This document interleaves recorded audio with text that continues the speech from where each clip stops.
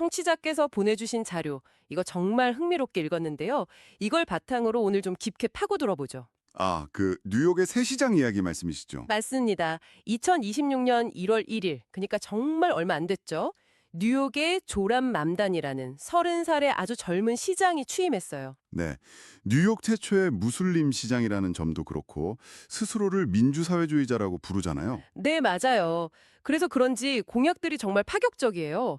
뭐 임대료 동결이라든가 버스 완전 무료화 같은 것들이요. 그래서 이 자료가 던지는 질문이 처음에는 이거예요. 과연 이 젊은 시장의 정책들이 뉴욕을 바꿀 수 있을까? 그렇죠. 다들 그게 궁금하겠죠? 근데 여기서 한 걸음 더 나아가더라고요. 맘다니의 등장은 지금 미국 사회에 더 깊은 어떤 문제를 드러내는 신호인가? 아, 그게 핵심이군요. 네, 오늘은 이 질문의 답을 찾아서 한번 뉴욕에서 시작해서 미국 전체, 그리고 아주 예상치 못한 곳까지 가보려고 합니다. 맞아요. 이 자료는 맘다니 시장 개인의 성공 여부에는 사실 크게 관심이 없는 것 같아요. 아, 그런가요? 네. 오히려 그를 하나의 증상으로 보고 있죠.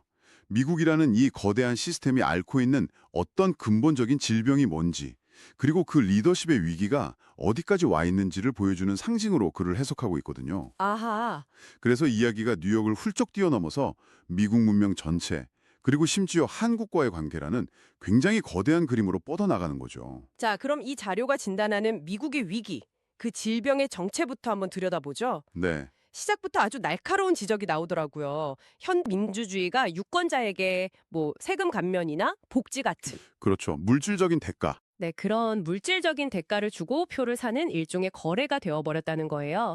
특히 대중의 질이 낮아지면 이런 뭔가를 주겠다는 약속에 더 쉽게 넘어간다는 꽤나 날카로운 비판이 담겨 있어요. 여기서 말하는 그 질이라는 개념을 이해하는 게 중요합니다. 맞아요. 그게 좀 모호하게 들리거든요. 자료가 이걸 설명하려고 아주 독특한 비유를 사용하는데요.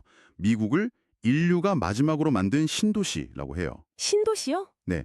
처음 신도시를 만들 땐 막 노동력이 많이 필요하잖아요. 도로 깔고 건물 짓고 그렇죠. 물리적인 힘이 필요한. 그게 미국의 초기 성장기였다면 이제 인프라가 다 깔린 다음에는 이 도시를 어떻게 운영할 거냐, 어떤 문화와 정신으로 채울 거냐 하는 질적인, 즉 지적인 성장이 필요하다는 거죠. 그러니까 초기에는 육체적인 힘이 중요했다면 이제는 정신적인 힘, 어떤 지적인 깊이가 더 중요해진 단계라는 말씀이시군요. 바로 그거예요. 그런데 자료는 지금 미국 사회가 그 전환에 좀 어려움을 겪고 있다고 진단합니다. 어떤 점에서요? 예를 들어 사회 전체의 지적 깊이가 얕아지고 있다고 주장해요.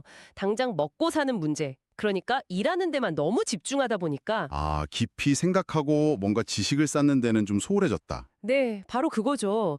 이게 사회 전체의 질을 떨어뜨렸다는 분석인 거예요. 그 주장이 근데 자칫 너무 엘리트주의적으로 들릴 수도 있을 것 같은데요. 아, 좋은 지적입니다. 지식인의 잣대로 대중을 평가한다는 비판을 받을 수도 있지 않을까요? 네, 그래서 자료에서도 그 점을 의식하는 것 같아요.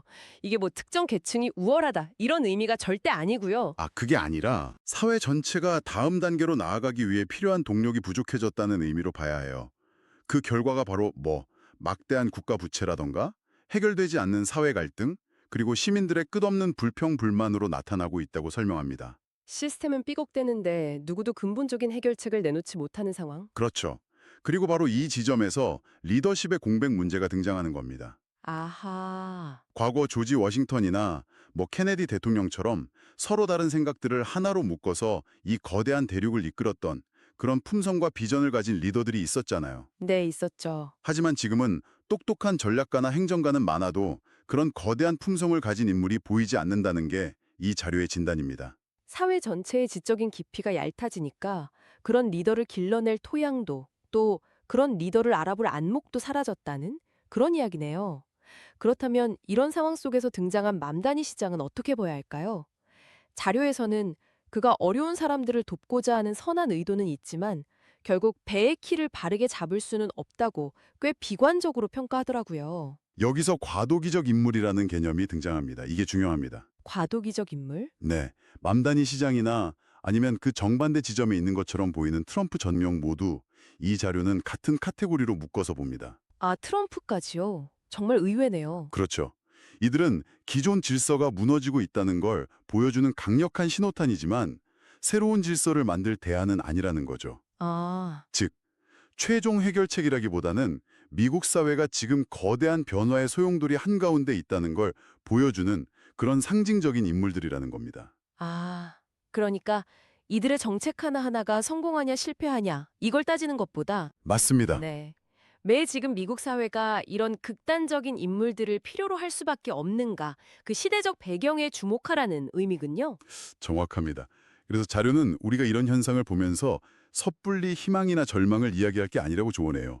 오히려 한 발 물러서서 이 거대한 혼돈이 과연 어떤 새로운 질서를 향해 가고 있는지 차분히 관찰하고 더 큰 그림을 그려야 할 때라는 거죠. 지금까지 미국의 내부 문제를 진단해 봤는데요.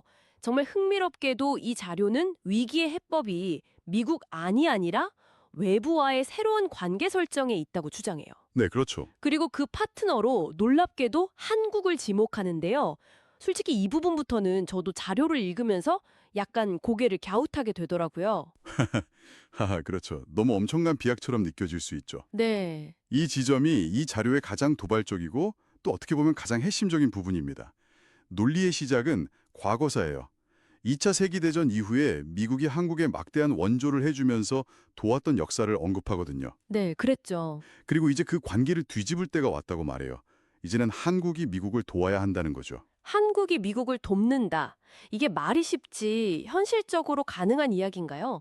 경제 규모나 군사력에서 비교가 안 되는데요. 그래서 자료는 그 도움의 방식이 우리가 생각하는 물질적인 것이 아니라고 딱 못을 박아요. 아, 물질적인 게 아니다.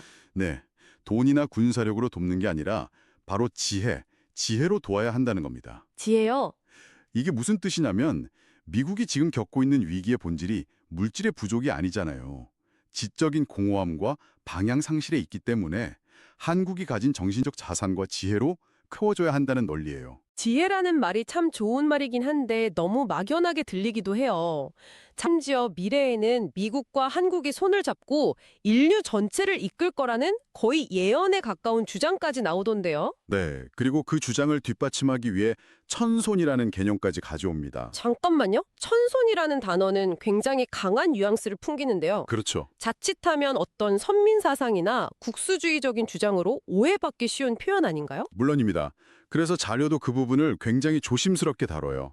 여기서 말하는 천손은 다른 민족보다 우월하다는 의미가 절대 아니라고 강조합니다. 아, 그게 아니군요. 오히려 하늘의 일을 대신하는 자손이라는 본래 의미처럼 남을 이롭게 하고 인류 전체에 기여해야 하는 특별한 역할과 책임을 부여받은 운명이라는 그런 비유적 표현이에요. 역할과 책임. 네, 스스로를 위해서만 살면 오히려 위축되지만 남을 위해 지혜를 사용할 때 더 크게 성장하고 번성하는 독특한 운명 구조를 가졌다고 설명하죠. 아, 흥미롭네요. 그 전제를 받아들인다고 해도 여전히 너무 이상적인 이야기처럼 들리는 건 어쩔 수 없네요. 자료에서도 그 점을 솔직하게 인정해요. 지금 우리 스스로가 그 역할을 다할 준비가 되어 있지 않기 때문에 이 이야기가 비현실적으로 들리는 것이 당연하다고 말이죠. 하지만 이것이 우리가 나아가야 할 방향이며 그 가능성을 인식하는 것부터가 변화의 시작이라고 주장하는 겁니다. 자, 그럼 이 모든 분석이 그리는 최종적인 미래의 그림은 어떤 모습인가요? 미국의 완성이라는 그림으로 마무리되는 것 같은데요. 네, 바로 인류의 신도시인 미국의 진정한 완성입니다. 자료는 먼저 양적인 완성을 이야기해요. 양적인 완성이요? 네, 현재 약 3억 3천만 명인 미국 인구가 최소 7억 명까지는 늘어나야 전 세계의 다양한 인재들을 모두 품을 수 있는 그릇이 완성된다고 봐요. 7억 명이요? 지금의 2배가 넘는 숫자인데 정말 스케일이 크네요. 그렇죠. 하지만 더 중요한 것은 역시 질적인 완성입니다. 질적인 완성? 전 세계 모든 인종과 문화가 뒤섞여 사는 이 용광로. 미국이 물질주의를 넘어서 지적으로 또 정신적으로 성숙해질 때 그 긍정적인 영향력이 전 세계로 퍼져나가 인류 전체의 발전을 이끌 것이라는 비전을 제시하는 거죠. 그리고 그 질적인 성숙을 위해 필요한 새로운 문화와 지혜, 말하자면 새로운 운영체제 OS를 제공하는 촉매제 역할을 바로 한국이 해야 한다는 것이고요. 바로 그것입니다. 그래서 다시 조란 맘다니 시장 이야기로 돌아가 보면 이 자료의 관점이 명확해져요. 아, 그의 무상버스나 임대료 동결 같은 정책은 물질적 결핍이라는 증상을 치료하려는 노력일 뿐이에요. 하지만 미국 사회가 앓고 있는 진짜 질병은 지적, 정신적 공허함이라는 거죠. 자료는 바로 그 근본적인 질병의 치료제 역할을 한국의 새로운 문화와 지혜가 할 수 있다고 주장하는 겁니다. 뉴욕 시장이라는 작은 점 하나에서 시작해서 인류 문명의 미래와 그 속에서 한국이 맡아야 할 역할까지 연결짓는 굉장히 거시적인 관점인 거죠. 뉴욕 시장 선거라는 하나의 자료에서 출발해서 미국의 현재와 미래, 그리고 한국의 역할이라는 거대한 담론까지 살펴왔습니다.